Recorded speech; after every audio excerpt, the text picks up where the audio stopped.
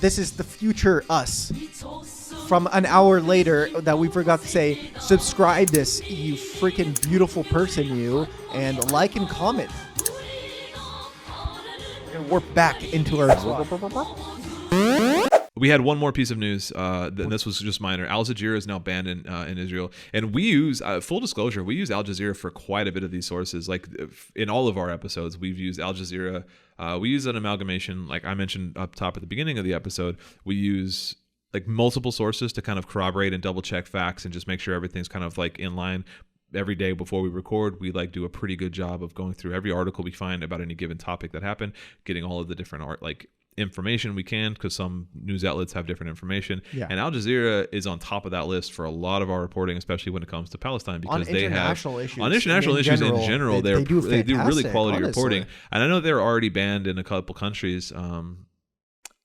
I know they're banned in Saudi Arabia. I think, are they also banned in the UAE? Is that banned in Saudi Arabia? I think they're banned in Saudi Arabia. I'll have to double check that. We'll fact check that. I'm not 100% sure about that, but I'm pretty sure Al Jazeera is banned in Saudi Arabia. Okay, I want to look it up right now. But they are, yeah, if you want to look it up while I rant about this. Al Jazeera is like a legitimate news source. No, they're based in the UAE. They're not banned in UAE. They are a UAE. Or Qatar.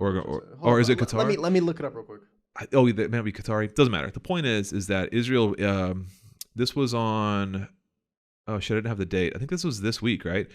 Israeli authorities raided the Al Jazeera headquarters in East Jerusalem, which is in Palestine.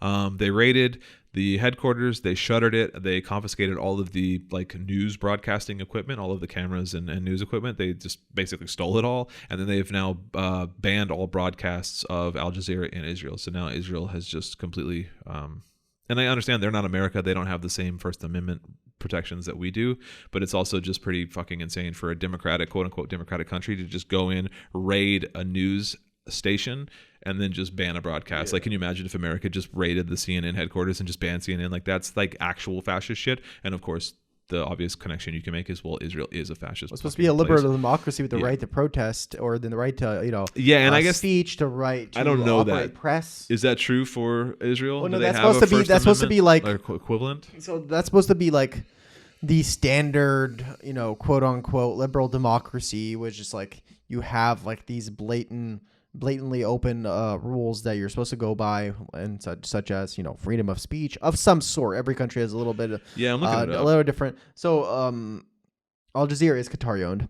Yeah, but you're supposed to have freedom of speech. You're supposed to have freedom of press in a liberal democracy. It does change from state to state. So the Israeli Supreme Court did rule that there is the right of demonstration and procession. So for protesting is a fundamental human right, but I can't find that about free press. But so if you have a similar to First Amendment, if you are a so-called liberal democracy, you have to have some sort of free press. Right, or else that's because that's like a kind of like a quote unquote rule of liberal democracy. That's what everyone says is kind of the most important rule of liberal democracy, is that, protecting a free press that can criticize the government and that can accurately report on matters of national interest. That is kind of the hallmark of democracy. And I think one way, supposedly, Israel does have. No, actually, no. I take that back. Publication of a newspaper in Israel is illegal without a permit from the government. So no, the Israeli government does, I guess, they monitor and kind of control the press in Israel. My point is also, I do have to say, they might have, even if they did have the freedom of press, total freedom of press, they might be able to claim that Al Jazeera can be kicked because it is Qatari owned. It's a state owned. Yeah. Just like what's that Russia? RT. Yeah, RT, Russia Today. Yeah. I mean, there is merit, I guess, that you could. There's an argument. I guess there's probably a legal basis for that in that argument. Yeah. I understand what you're saying. Yeah, as a country, you could probably legally make that argument that this is not part of our. But it also just shows how fucking cowardice they are. Because Al Jazeera is one of the main news sources in Gaza, and so now with them gone, with them banned, now everything is dead silent. Yeah, I guess, and that's.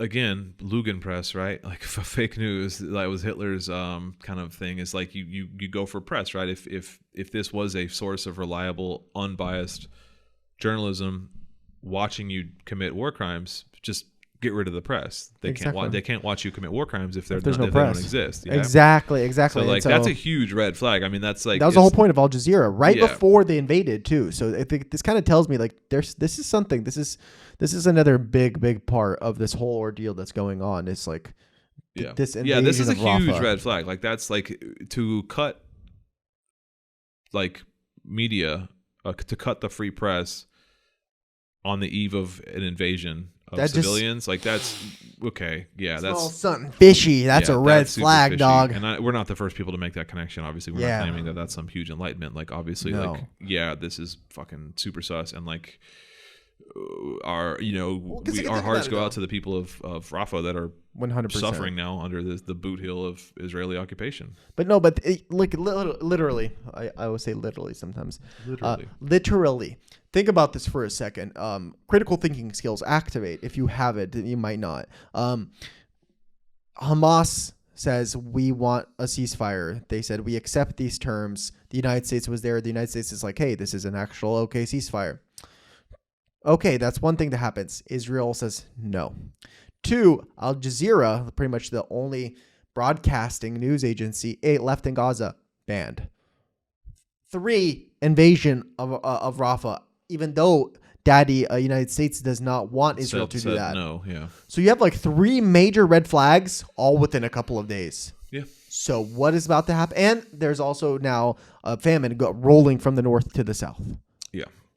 This next month is critical. Yeah. And we need to be paying attention, and we need to be out there supporting all these protests, whether it be on college campuses or whether it be directly in front of the fucking White House.